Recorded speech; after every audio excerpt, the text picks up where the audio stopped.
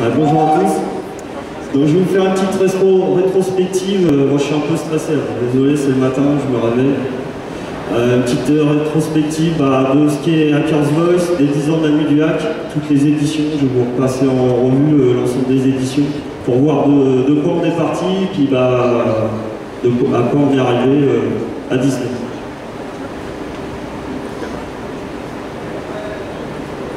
Donc, qui je suis? Je suis un membre de Hackers Voice depuis 2005. Je suis aussi directeur technique de Sysdream. Et j'ai d'autres activités à côté qui n'ont rien à voir avec l'informatique. Alors, une petite addition simple. Ça, c'est en haut, c'est les 3 versions locaux de Hackers Voice en fait. Et le résultat, c'est une belle nuit du hack, enfin en tout cas on l'espère pour fêter ses 10 ans. Alors Hackers Voice c'est quoi? C'est la plus ancienne des communautés de white hat françaises encore active, qui a à peu près 12 ans. Le but d'Hackers Voice, c'est de démystifier, partager, d'éduquer les gens autour du hacking, pour justement le rendre accessible à l'ensemble des personnes et non pas une élite. Alors Hackers Voice, à la base c'était un magazine donc, qui est sorti en novembre 2000. Donc le titre du magazine c'était des pirates livrent leurs secrets. Donc une petite phrase toute simple qui est tirée de l'édito. Voilà, Hackers Voice n'est pas un journal clandestin et n'a pas besoin n'a donc pas de raison de se cacher. Donc le magazine a eu plusieurs noms, c'était tiré à peu près environ 10 000 exemplaires par mois et on est arrivé à son apogée en 2002 avec à peu près 60 000 exemplaires de tirés dans les kiosques en 2002. Donc maintenant c'est collector. Une petite anecdote sympa, en 2002 en fait, le Monde titrait des hackers citoyens passionnés en garde à vue. Alors pourquoi? En fait, Hackers Voice avait contacté plusieurs banques françaises et leur avait expliqué en fait qu'il y avait des vulnérabilités, etc. Bon, à l'époque c'est quoi un hacker, tout le monde se demande, etc. Donc, en gros, ils ont pas remercié les membres de Hackers Voice, ils ont porté plainte et il y a une saisie à l'académie. Donc Hackers Voice c'était aussi une académie, hein, on formait des gens comme vous et moi pour 200 € à peu près pour 2 jours de formation. Donc alors les locaux étaient très sympas parce qu'il y avait plein de tags partout, c'était vraiment l'old school, etc. Et en fait, quand la police est arrivée, ils ont saisi tout le matériel et du coup on a été obligé de fermer l'académie. Parce qu'on n'avait plus de matériel.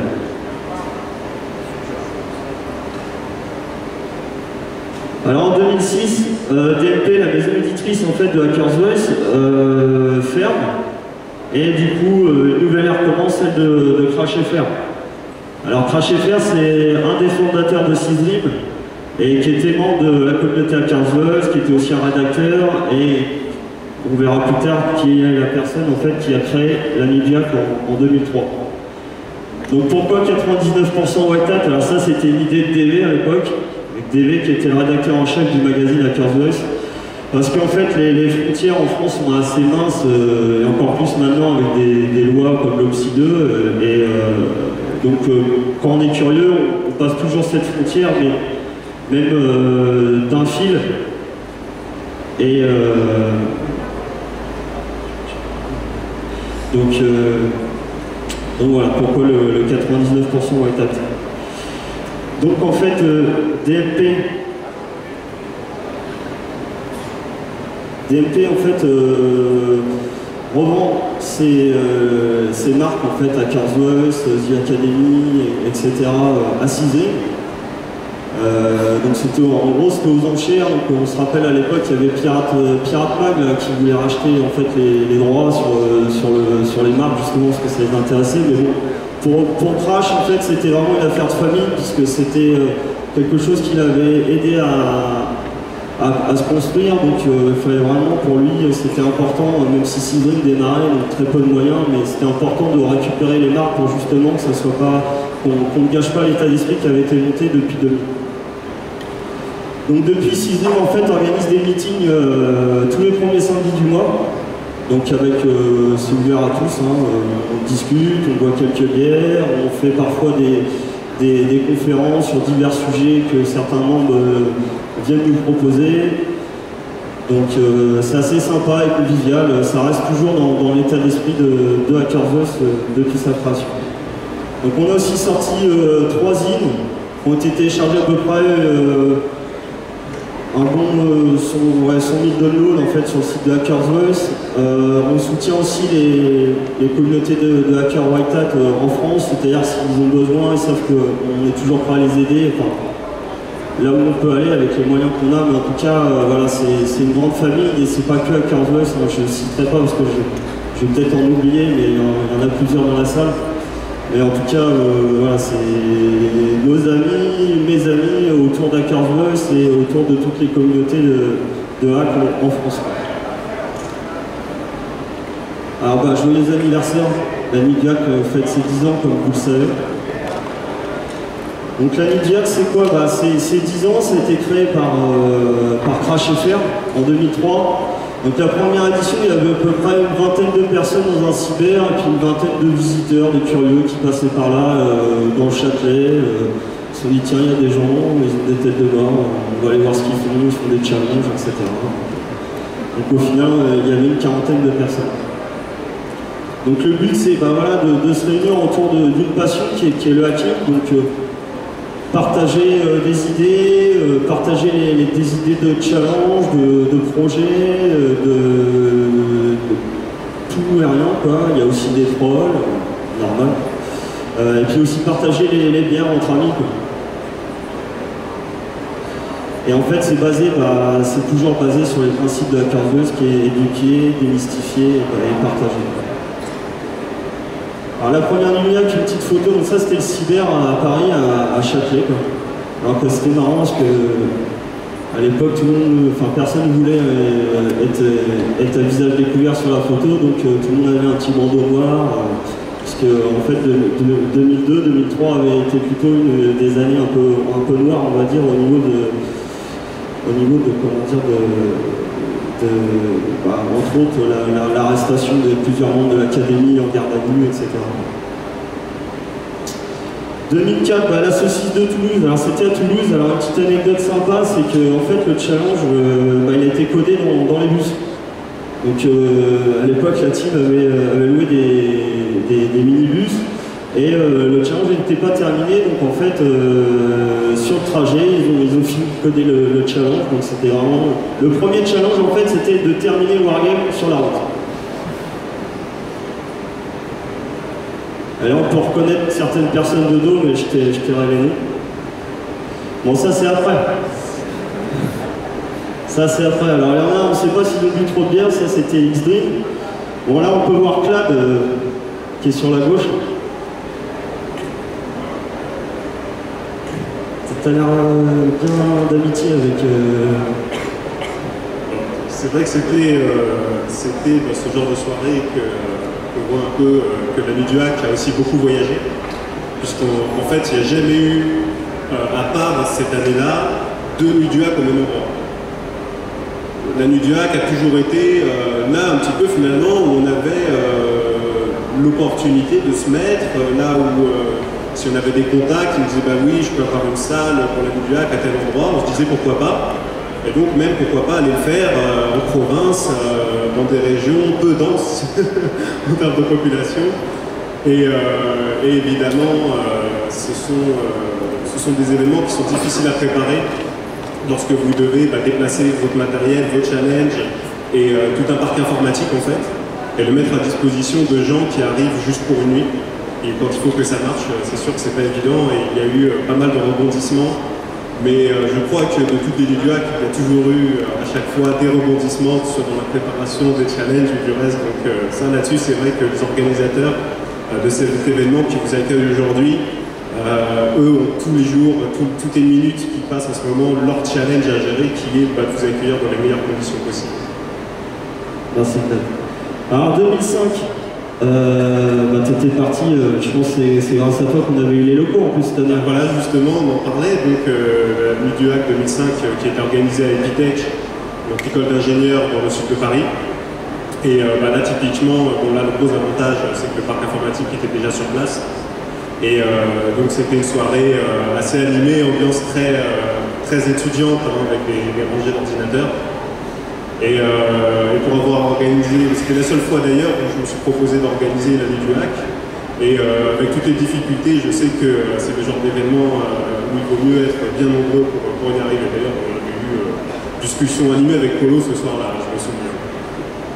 Et puis c'est aussi ce soir-là que Laxig a trouvé son futur métier, qui était trop professionnel, donc il a sa petite carte, il se baladait dans la Nuit du Hack en distribuant des cartes de visite de troll.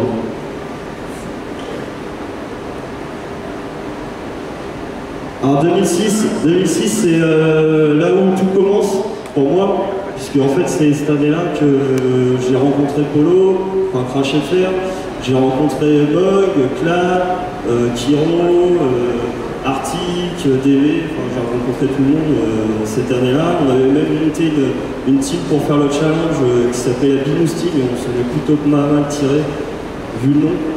On n'était pas trop opérationnel après une certaine heure. On a fini 5e sans se forcer, c'était plutôt pas mal. Mais bon, Mog avait trouvé un petit truc sympa qui avait fait qu'on avait validé beaucoup d'épreuves d'un coup. Donc voilà.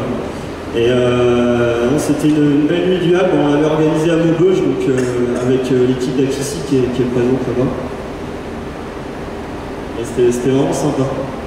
Alors, si je peux me permettre d'ajouter Guillaume sur cette nuit du Hack, parce que j'avais été, moi, cette fois-ci pour le coup, non pas organisateur mais challenger, avec une équipe de mon équipe de Suisse en fait, puisque je travaillais à ce moment-là en Suisse. On avait gagné donc la nuit du Hack, on avait fini premier. Et il y avait parmi les challengers un jeune qui était venu, qui était tout seul. Il avait fait le challenge tout seul, en solo, et il avait fini 3e. Et il y avait comme prix à gagner pour l'événement un voyage à la DEFCON pour Las Vegas. Et en fait, cette nuit du Hack, c'était un petit peu le tournant même de l'histoire de la nuit du Hack et puis de DMP, puisque c'était donc la maison d'édition qui éditait le journal qui avait proposé d'offrir ce voyage à la DEFCON à Las Vegas. Alors c'était pas pour toute l'équipe, c'était pour une personne de l'équipe, ce qui déjà, c'était déjà pas mal pour partir en voyage aux États-Unis. Et donc on avait décidé de donner le lot gagnant à celui qui est arrivé 3e. Et en fait, malheureusement, dans la suite des péripéties de la maison d'édition, qui a eu des difficultés, la personne n'est jamais partie à Las Vegas. Ce qui s'est passé, c'est que lui, il était arrivé 3e au challenge, c'était le jour de son anniversaire.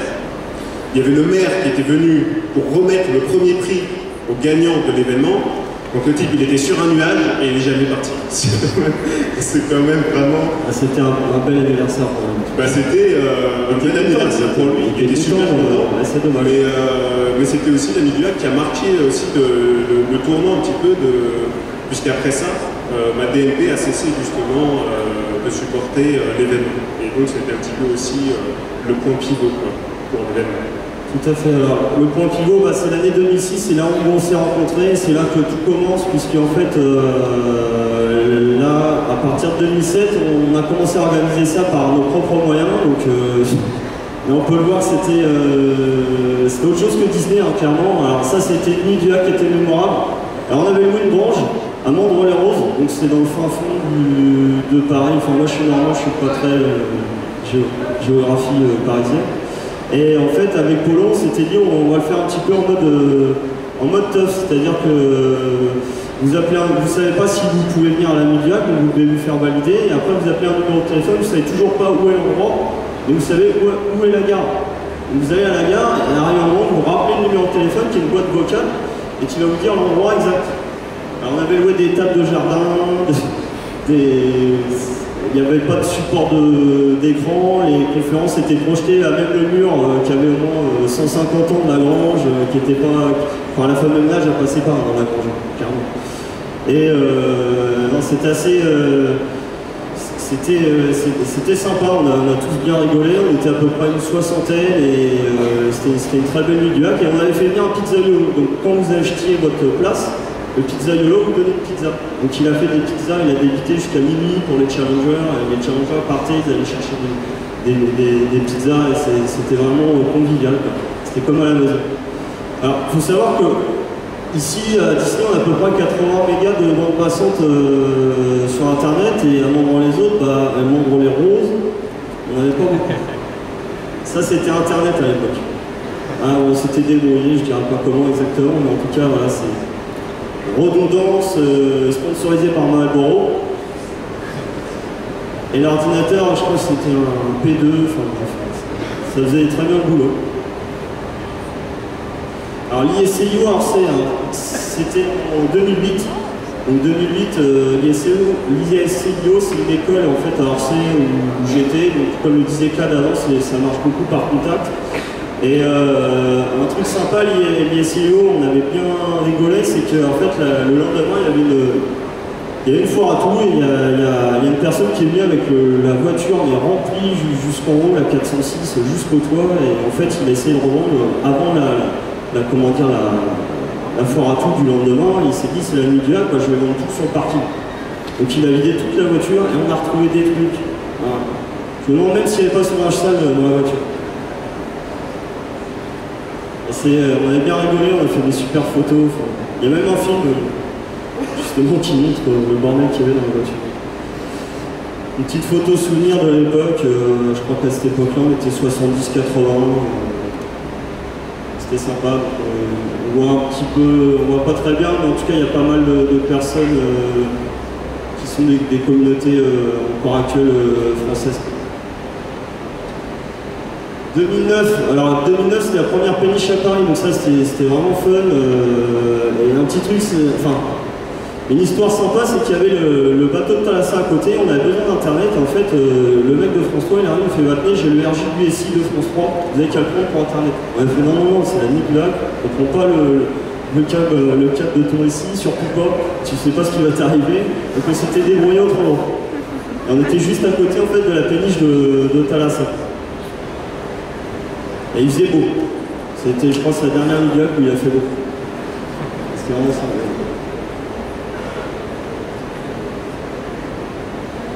Alors 2010, on a pris une péniche qui devait faire 900 personnes, il faisait pas très beau, c'était le premier CTF qu'on organisait, c'était vraiment sympa parce qu'on était dans une belle péniche mais il n'y avait plus de place, il faisait super chaud. C'était la première fois qu'on organisait un CTF et avec toute la complexité que ça apporte, donc on avait une super équipe de stagiaires à cette époque-là. Et c'était, il y avait Yvon Le Fou, Chaka, Miklos, enfin moi les gens passent. Et cette année-là, c'est l'équipe à DV qui avait gagné, DV Arctic, Fauzi, Uzi, Solo qui avait gagné justement le CTF. 2011, c'est au milieu de l'année dernière. C'était la première fois qu'on venait à Disney, donc avec les contraintes que ça apporte de découvrir l'endroit. Mais bon, une fois que vous avez fait des granges, des péniches, des écoles, et que vous faites tout le premier jour, et que l'avantage à Disney, c'est que vous pouvez venir la veille, bon, on va pas trop se plaindre. Et c'était une belle édition, même si on a eu le petit souci comment dire, pour le CTF. Et moi j'ai mis Virtu en photo parce que j'adore cette photo. Je sais pas, il a pas l'air content, mais en tout cas il présentait son outil là sur Android et je crois qu'il localisait, il est en train de localiser Loïc en lui envoyant un SMS sur son Android de Loïc parce qu'il était en retard. Et justement il faisait la démo de Loïc qui arrivait de la gare et qui était à la bourre et en lui envoyant un SMS il localisait son collègue. Cette année je n'ai pas grand chose à dire, hein. On verra plus tard, c'est à vous de nous dire, la future édition. Buvez quelques bières pour les 10 ans, mais pas à cette heure-là, hein, clairement. Parce que sinon on va se poser des questions. Alors, il y a le bon et le mauvais achat. a chasseur, mais il y a aussi le bon et le mauvais hacker.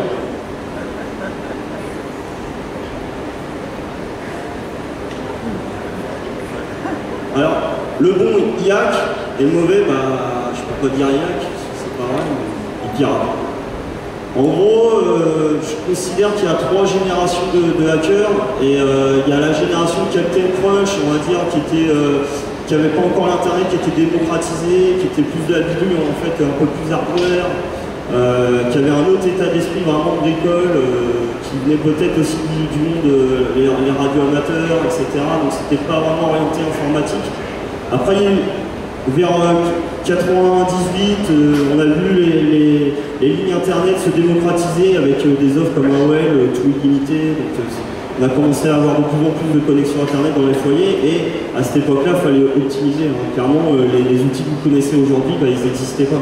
Il fallait ou les créer, ou se débrouiller pour justement faire une combinaison de choses qui arrivaient justement à vos fins. À cette époque-là, il fallait vraiment chercher encore plus que maintenant. Maintenant, on est dans une génération, il y a beaucoup de gens qui considèrent qu'ils savent faire du hacking et qui utilisent beaucoup d'outils qui existent déjà, qui ont été créés dans les 2 générations précédentes. Et il y a encore plein de choses à créer, donc c'est important que, justement, on va en venir au slide suivant, que voilà, le futur, c'est clairement c'est à vous de le créer, c'est aux plus jeunes d'entre nous, c'est garder un état d'esprit, c'est-à-dire ne pas prendre tout pour acquis. On peut encore créer des choses, c'est pas parce que vous pouvez télécharger, installer un produit qui font des choses qu'il faut s'arrêter là. C'est à vous de créer le futur du hacking, c'est à vous de créer l'unité du hacking en France, et il y a encore beaucoup de choses à faire. En tout cas, nous, chez HackersVoice, on supporte toutes les idées. Il y a plein d'autres groupes en France qui supportent aussi des idées, et il faut s'unir pour justement pouvoir avoir une vraie force, et pas compter sur les autres pour arriver à quelque chose. Et j'ai mis une petite phrase du maître Yoda, mais je suis pas sûr qu'il ait dit ça dans Star Wars, mais je sais quel numéro. Bon, les références, bah, le site d'HackersVoice, le Twitter d'HackersVoice. Clairement, le futur d'HackersVoice, c'était le souhait de Crash. Crash qui est décédé en fait en décembre là, de l'année dernière. Le souhait de Crash, c'était quoi? C'était de renforcer HackersVoice, de créer une association loi 1901 et de vraiment faire participer au plus large les personnes en fait sur HackersVoice. En justement pouvoir subventionner des teams pour partir faire des challenges,